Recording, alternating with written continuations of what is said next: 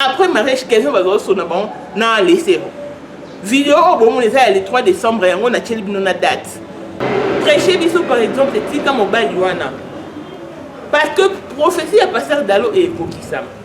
Aussi peu audace, il y a au téléma. Liboso cher au lobake, nous sommes Dieu sait faire les choses à passer mon bal à la hauteur des papas au langi. Aux appuis n'a respect pour nos batouana. Na yo blondine. Yo lobini ni au bobi laisser au temps maman on a bien moi au kuta. Oh ba publication oh non tu l'as bien place blandine. Azo bien azo beta milolo na mariage à laisser. Place blandine a publié na Facebook n'est que au mariage coutumier elle qui nanga. Est-ce que bien vraiment penser que pour un mariage civil pour une présentation une prédote papa na maman balongi kongo ba ya faut décider botala ndenge document au bomo na obi ke mutape ça y a certifié quelque chose à docteur au soki beaucoup tout ce au bomo na o pasteur Isaac o mutasala ki ke quelqu'un ba yebana na axa mais pasteur Isaac o a dit que quelque chose à marier na laisser parce que zo ke ndara laisser Kevin Kasséa est né en 1989 il a 31 ans. Il est de la promotion 2006-2007. Bana Saint Raphaël Boza Bola Nabo Bengé belle partout. L'homme écoute on soit Bengé en Allemagne, grand frère n'est pas dans la foule ici, la Bengé pour me confirmer que Kevin Zap camarade de petit frère Nanga. Et puis Bana classe il y a Kevin Nyoso, il y a 32 ans Zati. Bana Jaraka en a 31, 30 ans. Que boyo longo la sapato no boka de tu ken na mona mo to bala mbela maboko. Kevin a mona ngiringir na veni makanja. Bakati mariage pendant 2 heures du temps ba yo kanga Kevin. Azana nyongo be mina ku ya $800,000. Obe mina ko bi yeno de nature kabarate. A blague rapide mais il se demande comment est-ce qu'il s'est permis en hôtel là mona na Kevin transfert en 3 tranches, il y a $800,000. Axolan o yiba ministère maman olangité. Parce que tant on a salaire alliance maman olangi yo salaire. Donc, ils ont vraiment d'akunae. Oh, bon, mon chapeau Kevin a l'ingara mingi. Ah, mais maman partout, même malheureusement, bon, ça n'a qu'à mon Kevin, ta chapeau, non. Et on a la télé. Kota, Sabone, Mireille, Kalala, Elise Madiame, Azé Komera, Kota, vraiment Sabone, Kota, Sabone, Mireille, Kalala, Elise Madiame, Azé Komera, Kota, vraiment Sabone.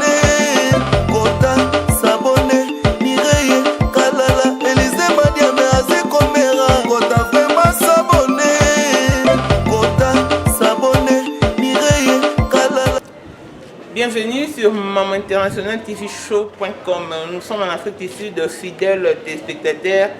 Mireille Mboui, je te salue, merci pour tout. Jordan Mombalataï Monétaire, Élisée Madiam. Voilà, nous sommes là en Afrique du Sud et à chaque fois qu'il y a une actualité, nous sommes toujours dans notre sujet, la grande actualité. Il y a Kevin Kasséa. Laisser au maman Nadassi na Axa Olangi. Nzamba Sungaki, je ne sais pas par quel moyen, il m'a choisi, moi, Maman International, à introduire un dossier juste pour tirer au clair cette situation. Et aujourd'hui, la vérité est connue de tous. La vérité étant connue de tous, tout le monde est sali. Mais ici, je voudrais d'abord m'adresser à Rachel. Axa Olangi. Bible les eaux, vous connaîtrez la vérité et la vérité vous affranchira. Oui, vérité. Mais pourquoi tu ne veux pas lâcher les maris d'autrui?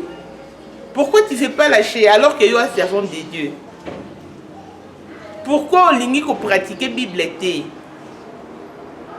Rachel Olangi, biso to bande ko zela, o la biso drana makila nde ba déverger qui étant marié pasteur. On dit melanta mena so mabe na nokona bomona nyonso. Ko la biso no challenge te. Ko brûler betap te. To zapper lo monter to kende nango molo step by step, one by one. Babala kio, bosali lune de miel, ce qui lune de citron. Mais il y a la biso va prouve, viendra, dit au monde humain et pas sous caca. Il y a eu parce qu'il n'en était. Maman, homme motema makasi, on dit que c'est pas gentil. Tant non zongi soka yo le roi Moussa nzambe na bato ba londa biso boyebi histoire ya Rachel na Léa na Bible. Tant ba olongo pe ba parents na bango. Ba kende na mbali na bango. Rachel ayiba ka ba chameau. Ya ayiba ki ba nzambe ya papa na ye. Avandela ngo na chameau. Batuni papa na tuni mutandima za tendo Rachel mutayiba ngo tia ngo na chai na se ya chameau ya vandelaka. Et qu'est-ce qui est arrivé par la suite? Rachel a tout fait 4 ans avec Nobota Benjamin. Quand on a monté à ma casse, Rachel la Bible était. Yo, il y a ministère à Maman Olang. Maman Olang, c'est une femme forte qui s'est battue pour construire ses ministères. Son ministère. Mais si vous avez un détruire en pour Nini. Ba maman a combat, ba biti comme au bas la batte. Ba papa a combat, ba biti doit divorcer. Quand bien même que vous s'accouplez déjà. Ce maman Olang a une vision na yé avec au boy a deuxième bureau. A boya qui que libala moro moi moro zalara wana bima mais non bazon sa mo bala te moi tout ça accéder. Mais n'ayez ni yozo tingama oyi étant donné qu'on dit déjà vérité. Moi c'est Kevin Azali les zéro ba balana ba divorcé Kevin aza marié ana mwana na ele et puis ba makangu partout qui dit jusqu'au servant de Dieu. Oyo ka sonité o mata spela na chair OK au prêcher. Oh David Olang yo nous répondre à batouté on l'okuta makasi on vraiment l'okuta on répondre déjà maté un hôtel dimanche tu vas Isaïe réponse mais de toutes les églises congolaises église où il livra du son scandale en spectacle et ça si fait si maman Olang va soigner na maman Chabani au vie et aussi de tous ces comme au bon bateau on a monté qui monter les images existent maman Olang Tabanda au film maman Chabani. Aïe milliers à la qui s'habille son dernier à Bana au sac à apprenait maman Chabani pour la poudre. Alors que maman Chabani a écouté un terme amené dans autres supporters au Betakara. Quand elle en a eu ras-le-bas, c'est alors qu'elle a réagi. L'année plus tôt, maman Chabani balekana maman n'a pas na TV. Mais maman Olang a organisé une dame qui s'est permis en les canets grands. Pendant le baquet, à surprenant maman Chabani n'a mobile n'a pas flagrant délit. Histoire c'était une histoire montée. Mais attends si c'était une histoire vraie. Est-ce que maman Olang a qui n'intéresse celle de l'Okorana? Donc pour répondre à David Olang, au monde cher et sa place il y a un compte à rendre. Il faut qu'on respecte tout mbelo. Parce que bah au fin à binoté, bah au texte à binoté là. C'est vraiment maman Olang de son histoire. Ça là ma lame ou bela ça là puis ma bébé. Parce que si on tourne ma balle à séparer ma famille à diviser, ça retombe sur maman Olang. Mais Azan ma benne, elle a ma qualité, elle a le rôle en mais bino bana, bobé c'est ministère. Est-ce que non le ministère on a passé on soit cet côté en dehors il y a bana en dehors na bino Olang. Axe ça dignité. Au télémi poser courage à Olobake, na isa ba jeune fille bo za la apprécier il faut oser mobile nganda maselinga o ndamba selondeni. Il faut là olobande ke to za la apprécier te poso nga Rachel Olang na ebaka na ngana bimana moyesi ngiyete na ngana bimana ne masikate la te. Oh, Rachel Obaka bien. Toi censé reprocher par exemple. Eh, ozo va trop ozo loba mingi comme ça on a raison. On s'assemble alors que tu souffres. On est déséquilibré moralement, mentalement, on est déséquilibré, équilibrement, parce qu'aucune femme au monde ne mérite cette humiliation. À peine mariée, pas la réalité, la vérité profonde de Bimi. Et ça, accablante, mais tout ça, prêcher bisou par exemple, c'est comme au Baliwana. Parce que prophétie à passer d'alo et Kokisam. Ah, bah, tu vas combien que c'est caillou? Tant que tu as comme boîtier, aux autres qui sont sous comme que tambola boy, si on a qui qu'on se sapate au long le bois qui. Que boy au long la sapate, on a bois de tu as mon amour, tu vas l'embêter à ma boko. Et c'est sous ma bé ma caisse. Tu dis qu'on a humilié, on a affecté, oui, c'est une réaction normale. Mais tant que mon tout l'ensemble des servants de Dieu, au bino au thé à Kabiso, au thé Maliboson et Tumbelo, il faut aller pour la gloire de Dieu. Na fiki mobali parce que na été mais oh yo zo ça là aux anon victimes té o yebaki après c'est comme que jouer complicité et le rosa et wana non Non, mobile non a frappé. Aussi peu audace, il y a téléma. Liboso cher au lobake, nous avons Dieu sait faire les choses parce que mon bal à la hauteur des papas au langi. Aux appuis n'a respect pour nos batouana. Bah papa na biso soit te biso maloba nzambe balakisa so nzela bon moi. Au coup comparer vraiment Kevin na papa au langi. Ata yo moko ça ne tient pas lieu.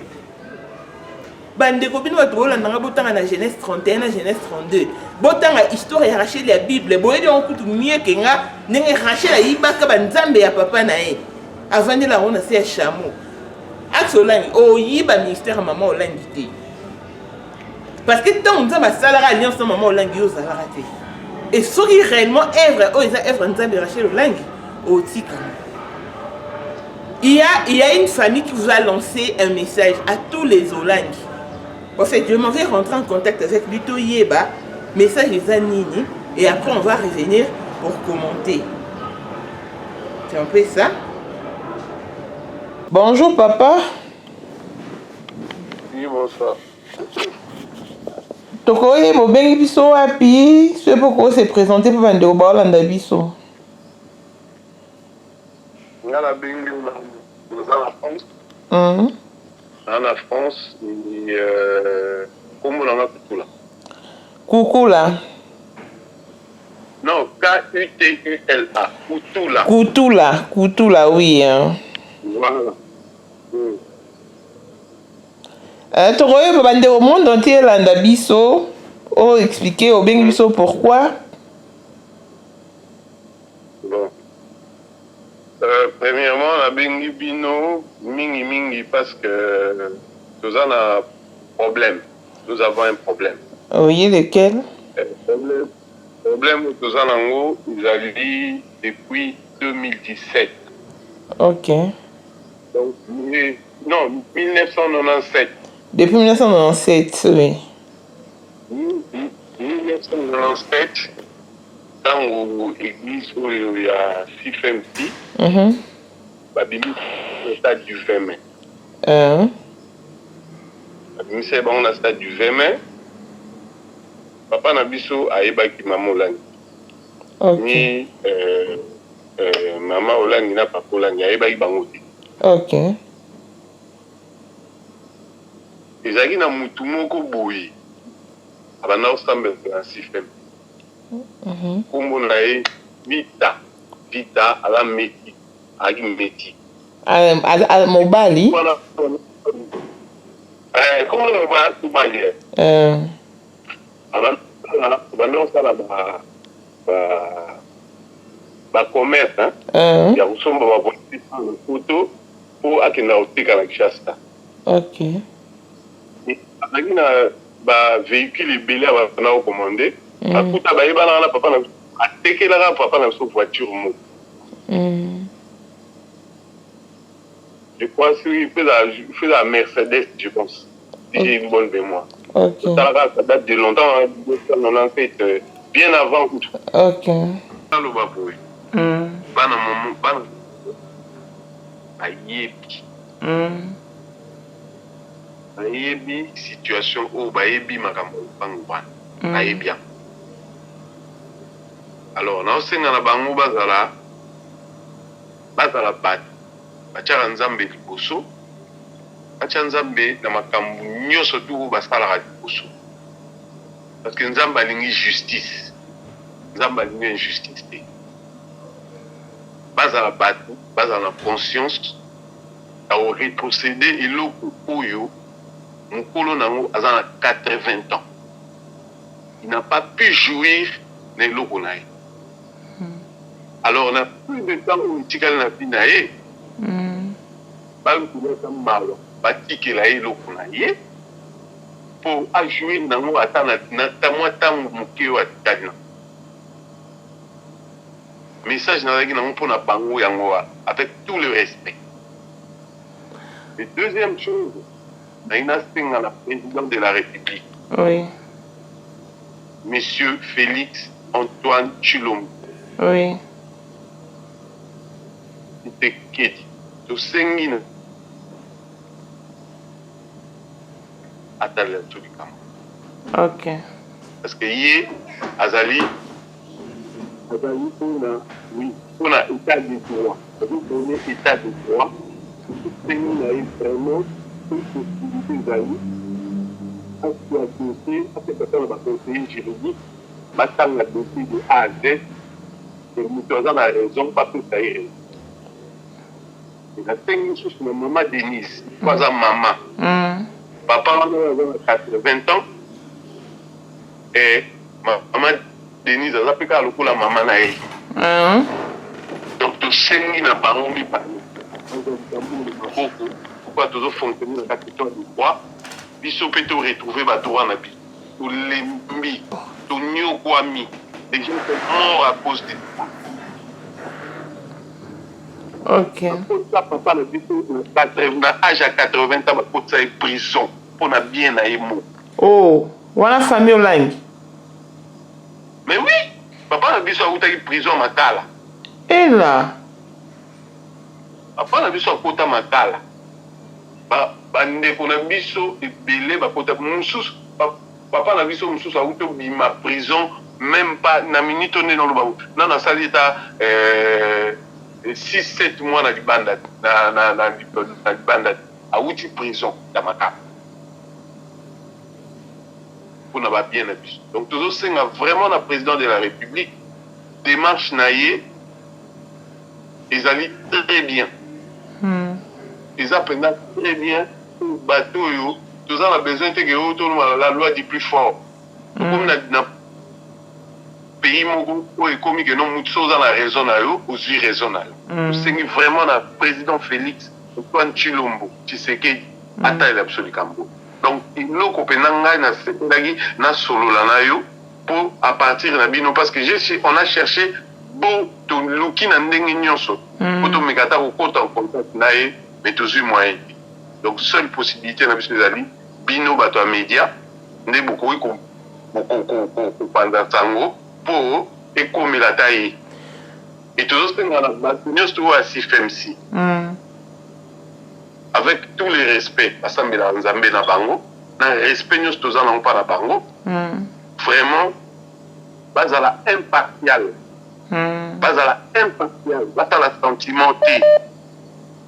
La paix que nos papa oyo azam kolo mais il on a ba kanga ngoti na lelo ne tozolo banoboye atika ko attaque vraiment message na na nka yangoa mais mingi pena président de la République Atal absolument. OK. Monsieur Koutoula, merci et nous espérons que ce message va atteindre la présidence de la magistrature suprême. Et nous vous souhaitons toutes les bonnes chances pour pouvoir récupérer votre parcelle. Et aussi, nous souhaitons longue vie à Papa Koutoula. Que Dieu lui accorde encore un peu de son temps pour qu'il jouisse en paix du bonheur de sa parcelle quand il l'aura récupéré. Merci et toutes les bonnes choses. Merci à vous aussi. Ok, merci. Au revoir. De retour sur ce plateau, vous avez entendu et vu les images, contrat de bail, contrat de guerre, ordre de guerpissement. Donc famille Olangi, David Olangi, Kecha Olangi, au lieu de la rabatou, nos seins sur la toile, Olo bakoza secret si fait si au bimisa, bon lukane ko éclaircir ko situation au bozanango. Et surtout éclaircissez l'opinion sur cette situation parcellaire. Parce que si c'est une situation qui date au fait. Toyoka yokango mais les preuves à l'appui, bon moni ndenge va contacter nga, bon moni neto balancer ba papier. Vraiment babi tout le monde a fait dans bang nzambe. Bon quand luponga batangi de quoi et pas bino et un numéro 18. Numéro 20 et ça battu la famille Koutoula. Bon donc c'est bon luponga na bango. Papa, comme il disait, à 84 ans, Namo Mikolo a dit qu'elle n'a pas office qu'on a si à moi, banane bastengi, à jouir, qu'il jouisse du droit de il y a aux propriétaires, elle peut en fait. Beaucoup quand elle peut en battuter, beaucoup sont en otage, beaucoup qu'on priver quelqu'un de son bien. C'est un bien qui appartient à Papa Koutoula. Et pendant qu'il vit, remettez-lui sa parcelle. Qu'il rentre dans ses droits. Toi, déjà, un état de droit, Félix Tshisekedi, son excellence, Antoine Félix Tshisekedi Tshilombo, Fatih Beton, notre bombe doré, tel abisso du Camboyo. Parce que nul ne pensait un jour que Mouloro a Zoé Kabila cause à déguerpi. Nul ne pensait que Mouloro la Ngoïka Sange a cause à déguerpi à Tiki Ndaku ya Gabriel Moukia. Nul ne songeait un jour que Bala Mobout Baouka pour récupérer Lupin Nabango. Tout ça vraiment un état de droit. Comme la République, il y a la justice qui est tant prônée indépendante et ça me semble en bon et dit fort. Et puis dans tout ça, beaucoup ça n'a qu'à bon bah ça parce que les dossiers et ben là depuis qu'avoir un coup maman langue papa langue ça donc c'est un dossier sensible non qui en tout cas et là au salaire David Olangui, Alain Olangui, Kecha et Axa et Nice et tous les autres Sophie Olangui, Sokina Virginie bon c'est concerté bon conscience faites ce qu'on appelle la prise de conscience bon ça le prend on va battre.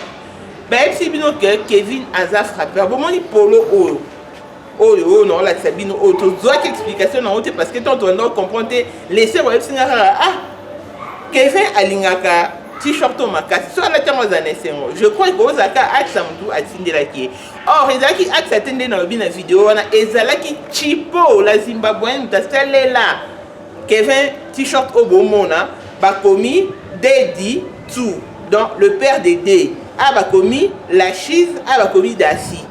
Or la chise au bon moment a existe à côté. La chise au bon moment a fêté là qui est 21e anniversaire la pesa qui est na gâteau. Batuni et bonisco la chise. Ah c'est pas le gâteau, ah c'est pas la blanc matin et blanc matin au moment où matin est laissé. Chapeau au bon moment na la tiana de nazolo non. Et ça chapeau ya Kevin. Les sœurs ont commandé Kevin tiki chapeau ana. Ami makango everywhere. Atika ngo te me a comprendre tende nini ya bosse donc ce qui parle on peut dire un chapeau yango tika li yango moninga ma livré à la merci de tous trop à la jalousie trop cajoler les soumuté trop pour la vérité maquillage appeler les chats par son nom les anglais disent let bygone be bygone et l'eau eza ya yote oh ça capare donc pourquoi Torondi mato compatir Axa c'est une victime. Mais tu n'es pas victime. Tu n'es qu'une coupable. Et au-delà de tout, une complice. C'est pas bien. Oh, tu es ce qu'on Batunini. Kevin est docteur. Il n'a jamais été médecin. J'ai été contacté par son meilleur ami sud-africain, c'est en Afrique du Sud. Et comme il peut question, il y a des moyens pour il faut effectuer des déplacements. Si moi, ça Kevin, ouais, bien. Dans la Djobourg, tu es dans la province de donc, ils me font un billet pour nous recoller ma place à pour tout tourner, émission, tous de la vie parce qu'il y a un approuve ça. Mais en tout cas, je ne sais pas me prononcer dans la promesse à nous de que ça une émission. Pour nous, on limité. Financièrement, là, je suis limité. Déjà, pour que on a laissé que ça m'écoute énormément. Que on a laissé que ça m'écoute. Pour ça, au Kenya, on dépense au moins $50 par jour. Parce que dans l'Afrique du Sud, il y a des requests taxi, text file. Soit déjà sur distance, moi, il y a 30 minutes, 35 minutes. Et dans la cas, 330 rennes, dans ce cas, jusqu'au 330 rennes, on a aller-retour. Donc, vous êtes dans $50, c'est trop. Donc, si on a vraiment la moyenne, il y a un foot, je vais aller me porter garant à Keïti. Et si comment ça qui finit là, parce que les gens vivent sous un jour. Donc on a évité ceux qui ont un moyen, non, mais ça je ne sais pas vous promettre en tout cas pour l'instant. Kevin a ça aventuré. Toujours télé mais la makambu, oh bah faux et usage de faux. Combien de personnes va coucher dans le Congo Anna? Combien de personnes va coucher dans le Congo? Pourquoi tu vas dans le Congo la médecine n'est pas évoluée? Pour la bonne Kevin. Et imaginez-vous un peu comment est-ce que dans le Congo, tu as un complexe de bateaux dans la diaspora. Parce que mon Kevin Kandé Zanabimi, allez à Tsolan, il va présenter le docteur Kevin, docteur en endocrinologie. Ah maman, vous n'êtes pas bon ma bateau, vous savez que les disparitions se perpètrent en RDC à cause de Kevin? Ben non. Qui est Kevin Kasseya? Kevin Kasseya, c'est un Congolais. De Bandundu. Azam Pende. Kevin Kasseya est né en 1989. Il a 31 ans. Kevin Kasseya a tanga na Saint-Raphaël. Azwa diplôme na maths physique. Il est de la promotion 2006-2007. Bana ya Saint-Raphaël boza bola na bo benge belle partout. L'homme écoute mon soir benga en Allemagne, grand frère n'est pas dans la foule ici, la benga pour me confirmer que Kevin a camarade de petit frère nanga. Et puis bana classe il y a Kevin Nyoso, il y a 32 ans zati. Bana Jaraka en a 31, 30 ans. Si on a 2008, Kevin Oye Afrique du Sud. Bota la ndenge document au bon moment, obi que m'a tapé ça y est à certifier que Kevin est docteur aussi qui beaucoup tout ce au bon moment. Mais bilo c'est ça faux. Bon on est dans une situation où tu perdre battle haute. Battle haute qui non si na suka. Nebi c'est moi je vous ai donné mon témoignage. J'ai été intervenu 10 fois na Misu dans que vous voyez là. Basalanga opération 10 fois. Il y a bimisi pendant Misu bachangwa pas bazo opérer na kati parce que Misu na nganya te bimana na ba orbite nango. Na belaka thyroïde eza goitre plongeon et ça na kati. Goitre bimabatu yange bimate et ça na denga kati alors il affecta Misu. Na Congo ba déclarer ngo défaut etikali bongo. Na gobaka ngote na ba na otika la défaut flagrant. Docteur Chamala, à l'époque, je suis un médecin directeur en ma témoin. Papa qui bambi toi, il y a tropical, il y a numérique, témoin, tout ça, on a une mission. Na ministre, il y a santé à l'époque. Tout ça, na docteur dit, tout a déclaré que c'est un défaut, on a docteur dit tout. Professeur dit tout, il y a clinique universitaire. Il y a médecine interne. Na boyaka. Maintenant, il y a en Afrique du Sud. Après 10 opérations, on a bandit traitement en 2011. D'ailleurs aussi, en avril 2017. Donc, le coup, nous a permis que tu aies un monde de ténèbres, tu as destin, battle, moi, je ne choue jamais avant d'essayer. Jamais. Je ne suis pas du genre qui lâche. On a débiter une chose et ne pas l'achever. C'est une façon de perdre son temps. Alors je n'ai pas de temps à perdre. Nous avons dit pourquoi nous avons continué à Cambo. Nous devons redorer l'image de la femme africaine. Et c'était pour ça, à sud-africaine. Comme ça, sud-africaine, à un thème de glace, à un thème mali bendeto à libanga, à ça n'a pas un thème moussouni. Oh, mais laissez-moi ça malheureuse.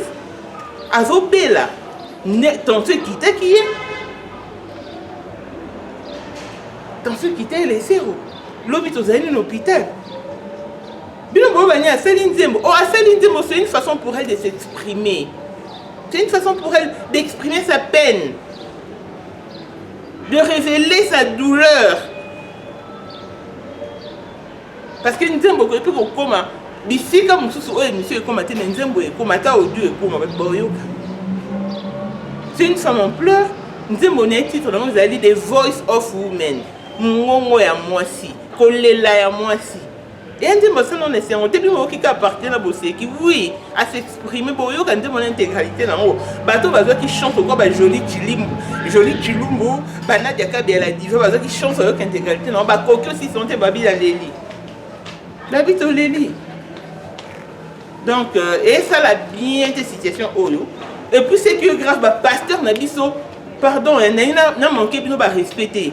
Kobandana na mukuna yomo nano kakienza Sony Kafuta Kiziamina Denis Lescuta comme des noms partants Pasteur Dalo Pasteur Walesa. Mais pourquoi vous gardez silence face à cette situation? Pourquoi vous gardez silence? Dites des mots. Nous avons obino boté biso. Sango malamu obino boyela biso yango yo bien nini. Lobi na bengi pasteur kakenda zo ya mbanga te so na bengi kaka et pas son senga message. Mais quand j'appelle, il ne décrochait pas. J'ai encore essayé. C'est pas bien. Comment pouvez-vous garder silence face à une telle situation? Vécation quand la maître salopard pas n'étana kenji noa mireille chitea. Toute option boss mon kuna. Christelle Chali Katoko le petit n'a chat si allait monter dans la grignoble. Jean-Pierre Kibesi, maman Marie-Jeanne Kibesi, nous sommes à Paris et Jojo Tamouyaniket Moto Soukani. Tout l'ingate cité sur bio mon qui est et comme grave. Et comme grave.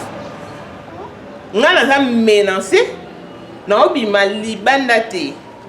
Et ce qui Nazo Bimalibanda, il faut que Nazo me défigurer en fait.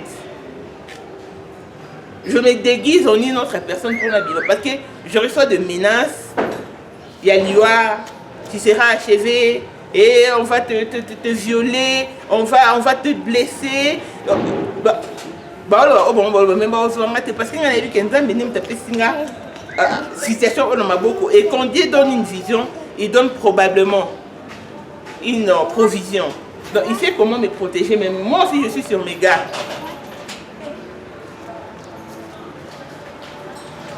Bon, on a dossier, on est au step by step, one by one. Kevin n'est jamais médecin. Kevin n'a que 31 ans. A un diplôme. Na 2006-2007, na Saint-Raphaël, na maths physique. Kevin a un niringir na venu Makanja.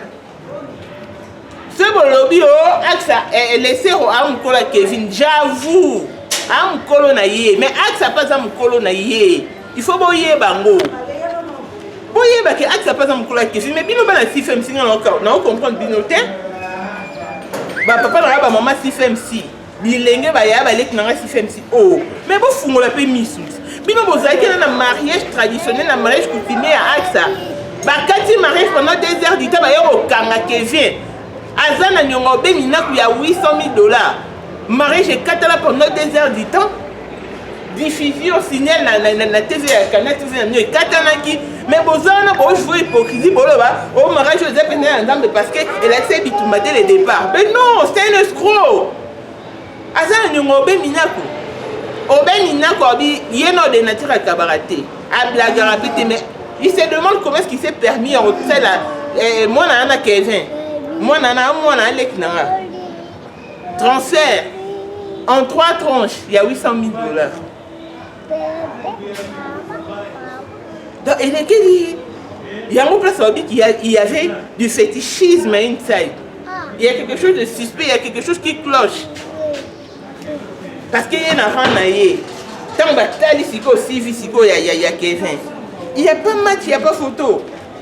Mais l'affaire a été déjà conclue.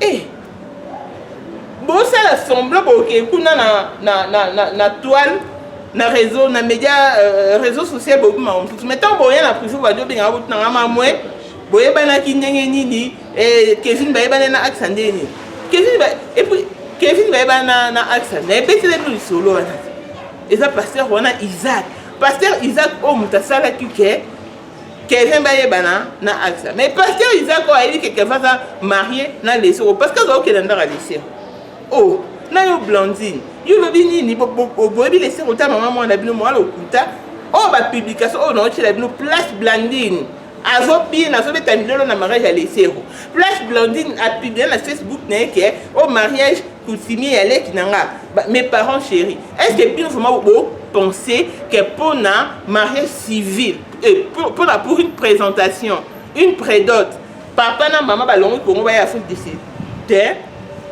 mariage ya Kevin na laissé au ezaki dot lobo là tomo chité oui ezaki lobo là ba pesa biloko nyoso na mafiken kutu témoin ya benginga c'est une congolaise apesi nga pas adresse na sur Hollande abi mamuyaka to kutana tout plus tard lundi pour moi nazala témoin de bala nande babala jour mususu kutu Kevin na leso bazo ba problème ngam nazali ko interpréter ni ba parent Kevin donc c'est ba yibongo donc c'est vraiment pitoyable donc besoin-on On a dit que après mariage, quelqu'un va se faire na laisser. Vidéo au bon le 3 décembre, on a dit na date. Et la vidéo à Moulaï. Scandale les gens en 4 n'a épargné binango. Mais en gros, bon, quand on a dit na photo, ba capture nango. Et c'est le 3 décembre. Donc vous avez moi aussi Paul Monde, autrement dit Porsche qui a une modèle chanteur Android, Bobby est resté branché, soyez connecté. The Voice of Women, et Zoya, artiste Paul Monda, il y a aussi Mukendi, il y a les héros. Donc, juste pour valoriser la femme, pour témoigner notre soutien à les héros. Voilà pourquoi cet artiste s'est investi dans cette situation. Blessing Monda, fille à papa, voilà, restez branché. Vous aurez tous les détails dans la conversation. Kevin a menacé à obomisa laisser roi non tu dans la next mission mais le beau savourer non on a des documents sur la prouve bino batuboye bi bobenga université Sorbonne il y a Liverpool les États-Unis bokende bo tout na ceux qui viennent attendre kuna na nini Blessing Monde fille à papa je te fais de gros bisous abonnez-vous massivement sur notre chaîne YouTube Maman Internationale likez commentez partagez nos vidéos cliquez aussi sur la cloche de notification pour ne rien rater. Tantine Claire et tantôt John Lou ça je vous salue et Tantine Claire et tonton John, merci. Merci beaucoup pour votre encouragement. Merci de nous besoin d'encourager. Merci, je vous aime énormément. Priez pour moi, je suis en danger, je suis menacée. Marie-Laure Mouaka, le News des Stars, Yves Mal.